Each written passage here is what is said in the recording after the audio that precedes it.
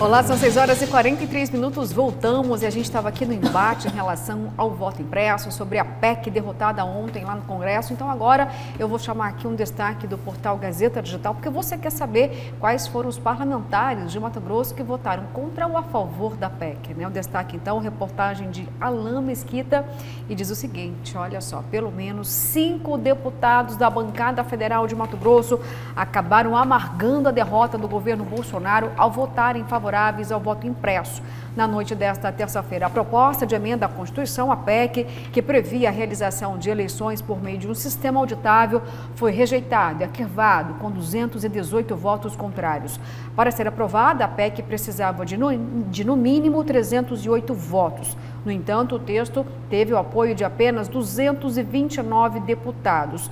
O resultado representa uma derrota para o presidente Jair Bolsonaro, defensor da ideia. Em Mato Grosso, votaram favoráveis os deputados Emanuel Pinheiro Neto, José Medeiros, Juarez Costa, Nelson Barbudo e Neri Geller. A única novidade no quadro foi Juarez, que até então não havia se manifestado sobre o tema. O deputado Dr. Leonardo, que também era simpático ao tema, não pôde participar da votação por estar de licença médica. Os únicos contrários foram a deputada Rosa Neide e o deputado Valtenir Pereira, que na semana passada já havia votado contra a proposta durante a comissão especial. Bom, gente, agora chegou aquele momento, viu, de eu ler a sua mensagem. Foram inúmeras, não vou conseguir ler todas, mas separei algumas aqui para a gente poder mostrar de que forma é o seu posicionamento aí em casa sobre esse tema tão sensível, né? Bom dia, parabéns, professor Haroldo, falou tudo. Bom dia a todos. Luciana, quem dividiu o Brasil foi esse governo Bolsonaro. Te admiro, professor Haroldo, mas não menospreze a nossa inteligência. O exército militar ocorre em todos os anos, mas nunca os tanques desfilaram na esplanada. Foi intimidação, sim. É o Valnei lá de Tangará da Serra. Houve sim intimidação. Golpista fora, Bolsonaro fascista. Bom dia, golpe. Quem sempre quis dar foi o PT, tirando as armas e a segurança da população. Nunca vi uma pessoa querendo dar um golpe militar, armando a população e dando segurança a seu povo. É o Leandro. Parabéns, Kleber, pelo comentário sobre o voto impresso. Bancada, ontem em Brasília foi uma vergonha internacional. É o Pirmo Neto. A discussão do voto impresso é uma cortina de fumaça criada pelo Bolsonaro para esconder a aliança com a quadrilha do Centrão. A corrupção das vacinas, os preços altos da gasolina e da comida, o pior é a falta de perspectiva para o país, já que o Bolsonaro está mais interessado em passear de moto com o nosso dinheiro. Esses roubos autoritários do presidente está destruindo a imagem do Brasil no exterior. Por causa dos desfiles dos tanques, o maior jornal britânico, The Guardian, nos chamou de República das Bananas. Bom dia, agora virou moda a CPI da Covid, eu só acho que isso é pré-campanha. Temos outras questões que nossos parlamentares poderiam investigar. Só um exemplo, exigir prestação de contas de verbas parlamentares.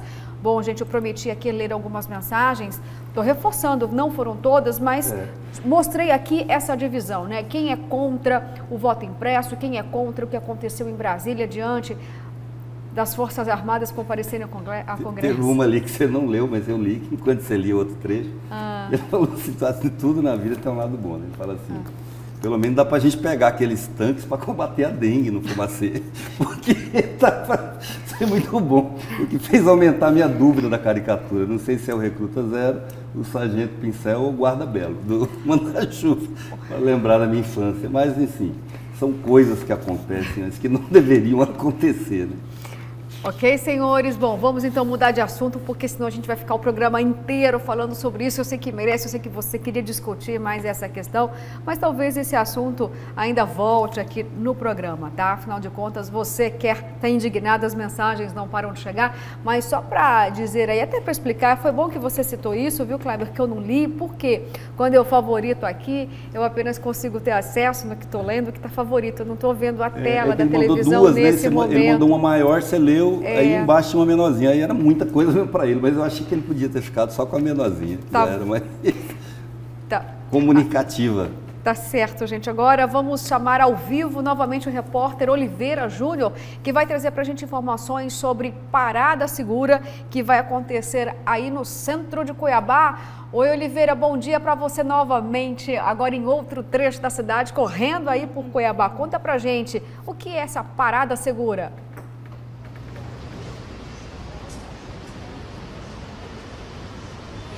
Pois é, Luciana, existe uma lei desde 2015 em Cuiabá que tem esse apelido de Parada Segura. Ela foi criada para facilitar o deslocamento, o acesso ao transporte coletivo das mulheres que trabalham, se deslocam à noite. E a lei diz o seguinte: a partir das 21 horas, basta a mulher solicitar ao motorista do ônibus do transporte coletivo que pare no local mais próximo à sua residência, não havendo a necessidade dela parar num ponto que fica, por exemplo, a 500, 600 metros do local mais próximo da sua casa, para evitar, né, que ela seja assaltada, etc. Uma medida de segurança.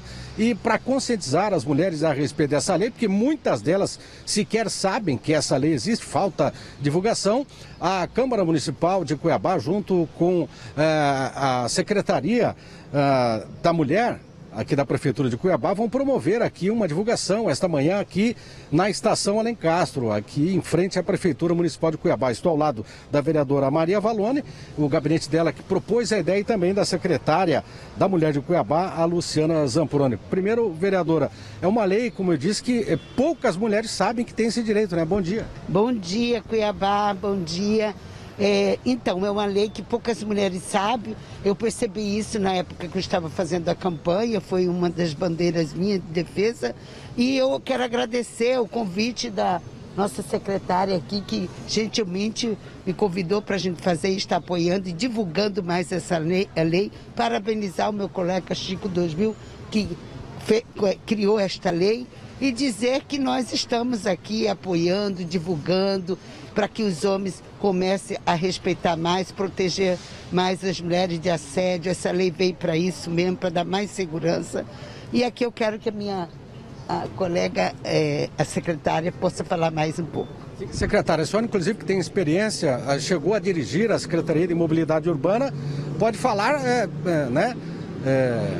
com mais profundidade sobre a importância dessa lei, né? Porque as mulheres realmente correm risco, né, de ter que se deslocar à noite, trabalho, estudo, etc.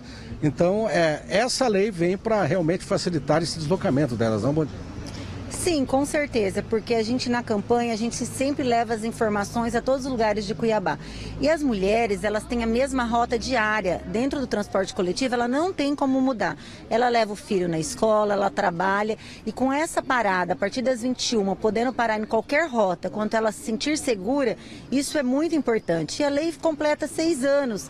E nesse mês de agosto lilás, a maior importância nossa é estar divulgando para que nenhuma mulher sofra qualquer tipo de violência. E os motoristas do transporte coletivo estão orientados a obedecer essa lei? Sim, quando eu estive à frente da CEMOB como adjunta, todo ano a gente tem um período que a gente faz a capacitação dos motoristas da empresa. Através da diretoria de transporte, do Nicolau, a gente vem informando. E nós tivemos agora no mês de julho, fazendo a capacitação da Parada Segura. Vereadora, hoje vai se distribuir esse panfleto aqui para as mulheres para divulgar. Exatamente, nós vamos estar aqui na Praça Alencastro, ali na Praça Estação Bispo, né? E mais às 17 horas nós vamos estar lá na estação de CPA. Então aguardo todos vocês lá também, se quiserem participar. Obrigado pelas informações, importante, né, gente? Porque tem muitas leis que são criadas, leis inclusive que beneficiam a população como essa, e que não tem a devida divulgação. Então ações como essa vêm para realmente facilitar aí o acesso ao transporte coletivo, a segurança das mulheres. Voltamos com vocês no estúdio. Oliveira, obrigada, viu, por essa informação tão salutar aí para as mulheres, né? A Parada Segura já é uma lei que existe desde o ano de 2015, mas muitas vezes ela foi desrespeitada. Olha só, professor e Kleber, a mulher pode pedir depois das 9 horas da noite para que o condutor, né, do ônibus pare em um determinado ponto, seguindo aquele mesmo trajeto, tá? Exatamente. Para conferir mais segurança para essa mulher. Sabemos o quanto, infelizmente, ainda elas são vítimas, né, de perseguições, ela se sente insegura, chega à noite aqui, vamos relembrar, né, a situação de muitos bairros sem iluminação pública, tem bairros em que existe muito matagal e é claro que isso confere o quê? Um risco para aquela mulher que está sozinha nesse horário, vai estudar. Agora a pandemia mudou um pouquinho, mas quando a gente segue aí normalmente com as nossas atividades, a mulherada, a gente trabalha o dia inteiro, depois vai para a faculdade, estuda, chega tarde em casa. É muito importante esse projeto. Que bom que essa discussão voltou novamente. Você vê que realmente as pessoas não têm conhecimento exatamente de um projeto tão importante como esse, né, Luciana, como você bem colocou.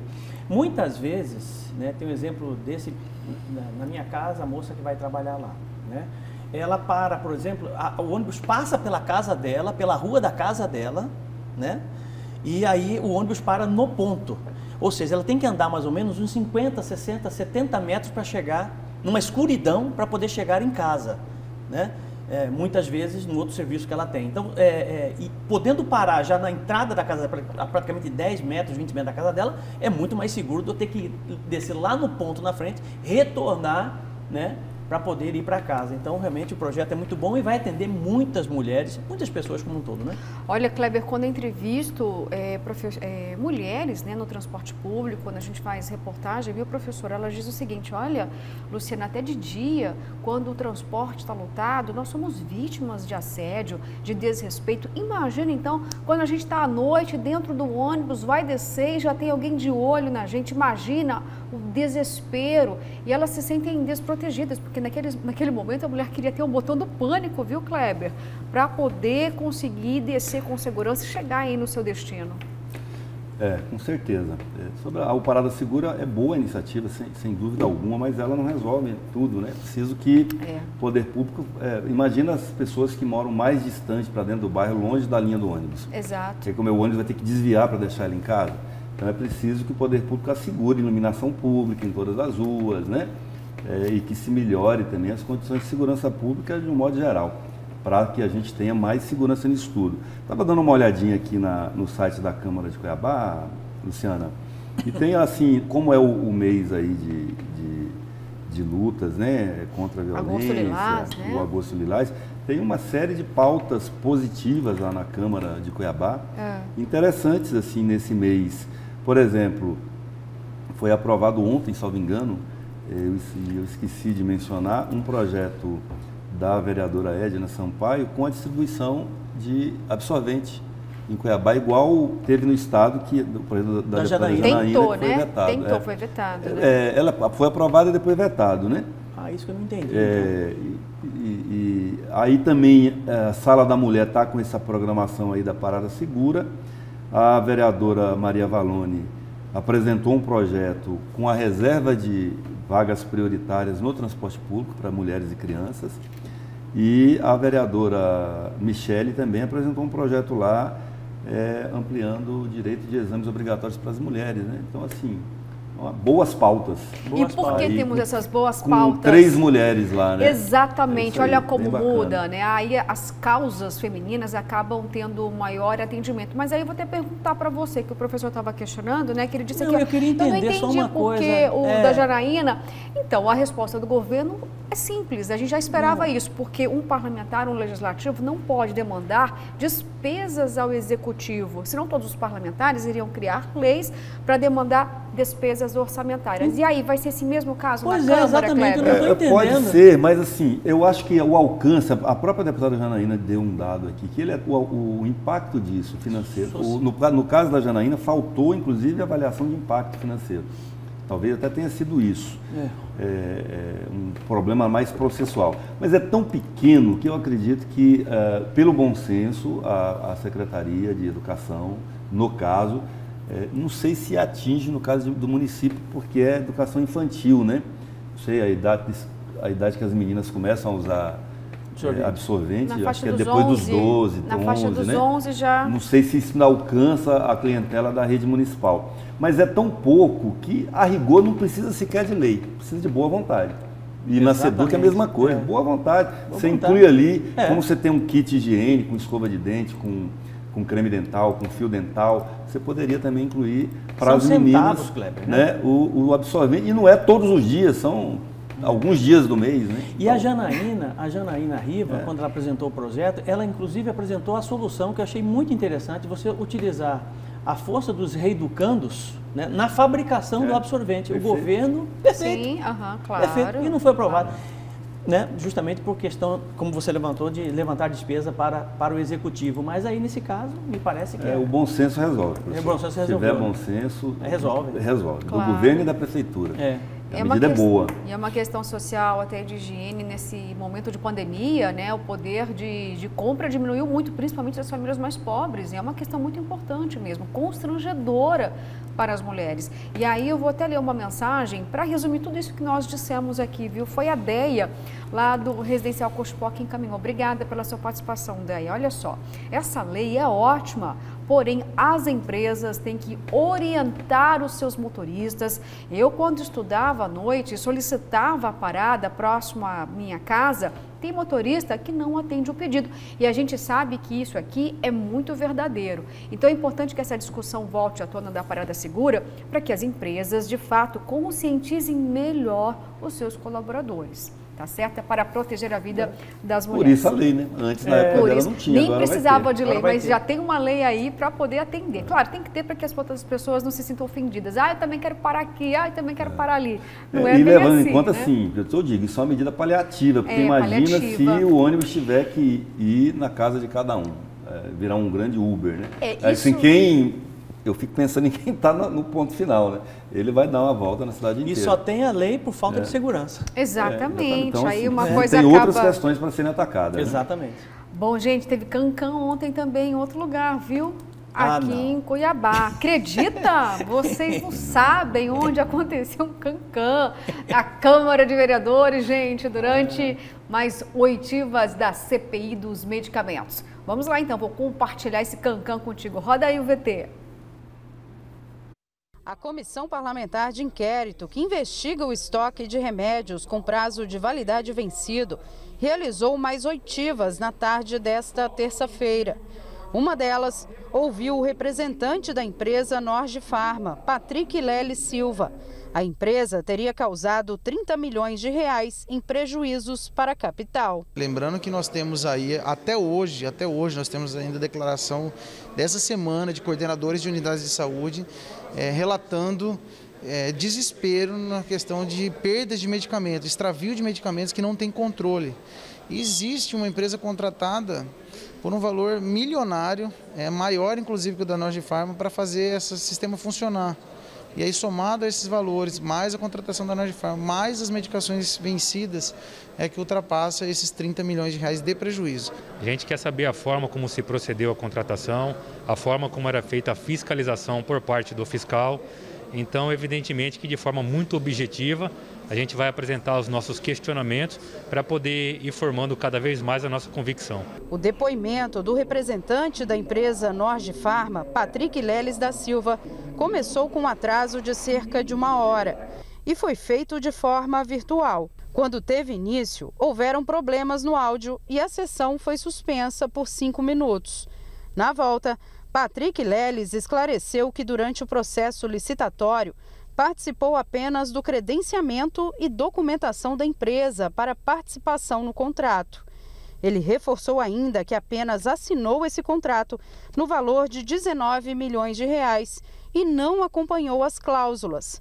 Patrick Leles confirmou ainda ter ido pessoalmente à Secretaria de Saúde para cobrar possíveis repasses atrasados, mas ele reforçou que nunca esteve com o ex-secretário de Saúde, Luiz Antônio Poças de Carvalho.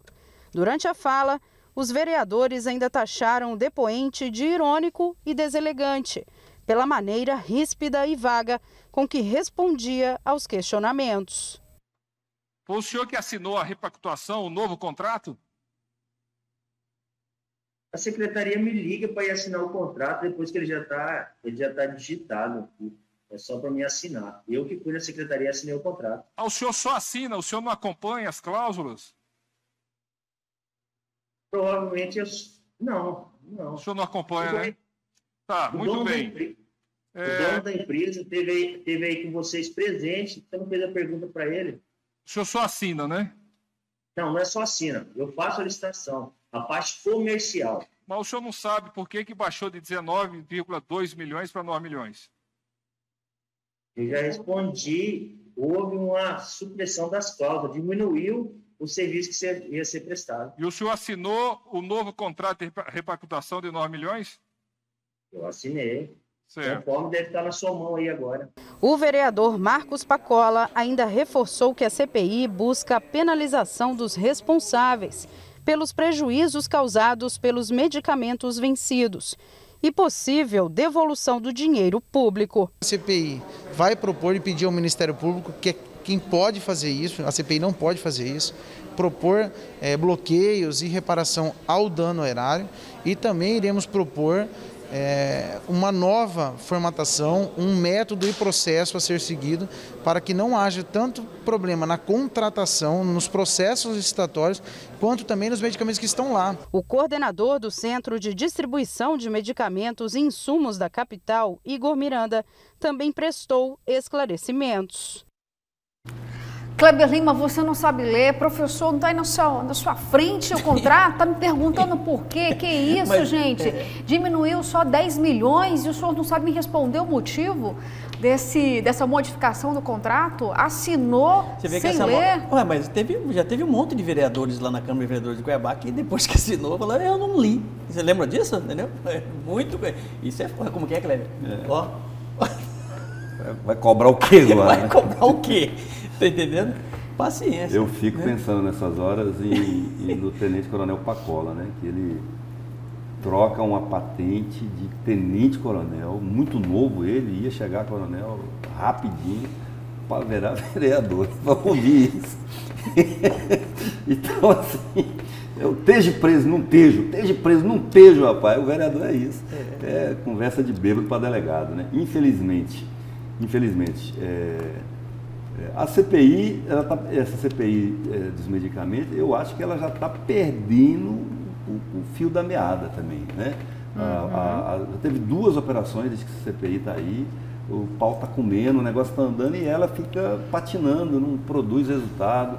Eu, sinceramente, acho que seria inteligente por parte da CPI dar uma acelerada nisso, entregar e para parar de ficar se desgastando, porque não está conseguindo produzir nada. E a única pessoa que vai lá e produz e leva prova aí eles querem processar a mulher, que é a ex-secretária de saúde. Então, assim, tá difícil, o que eu vou dizer lá em casa, meu? E lembrando aqui também da vereadora Lueci Ramos, né, que eu já mencionei isso uma vez, uma entrevista que eu fiz com ela falou uma coisa que me marcou. Ela falou assim, o vereador não tem poder de nada, o vereador é um presidente de bairro com salário. É mais ou menos isso, né? É mais ou menos isso. Então, com o pouco poder que o vereador tem, que é de trazer debates consistentes, de propor leis mais vigorosas e fazer uma fiscalização mais séria, ele não pode negligenciar ficar aí fazendo o que está fazendo com a ex-secretária Elisete, por exemplo, né? Que aí desmoraliza de vez, aí fica abaixo de ser de cachorro, como se fala aqui em Cuiabá, né? Me parece que tem um fato claro, posso só pontuar? Eu ia perguntar para ti mesmo, mas pode... Essa mania de querer, né? Pode falar. Eu sou muito ansioso, mas enfim, essa questão dos medicamentos, me parece que tem um fato que está bem claro, já está bem claro, desde as primeiras oitivas, né? A prefeitura, a secretária, né? O secretário Luiz Poços de Carvalho, todos eles relataram, de certa forma, que foi feita uma contratação de uma empresa para fazer o gerenciamento e a gestão do controle de estoque. Ponto. Porque a prefeitura não teria condições de fazer esse gerenciamento, de cuidar mesmo dos medicamentos para saber se vai vencer, se não vai vencer, essa história toda, né? O problema é que todos que são entrevistados nessas entrevistas, nessas oitivas, não assumem essa responsabilidade. E aí que está exatamente o problema dessa situação toda. E eu acho que quem tem que dar mais explicações nessa história toda é a empresa contratada. É claro que existe uma corresponsabilidade do secretário ou da secretária à época. Claro que existe, até por conta da fiscalização. Não adianta só você fazer um contrato, você tem que contratar e saber se realmente aquilo que você contratou está sendo entregue por aquela empresa. Isso é fato, né? O problema é que a empresa não assume o erro que foi cometido, porque ela foi contratada para isso. Está entendendo? E eles estão dando, como bem disse o Kleber, já começaram a perder o objeto, já começaram a rodear. Começou a ficar pronta a pizza, começou o perfume da pizza, começou já a fluir, né? e, infelizmente, pode acabar em pizza mais uma CPI como essa. Pois é, né? Eu não vou comer essa pizza não, gente. Vamos para um rápido intervalo, voltamos daqui a pouquinho, hein?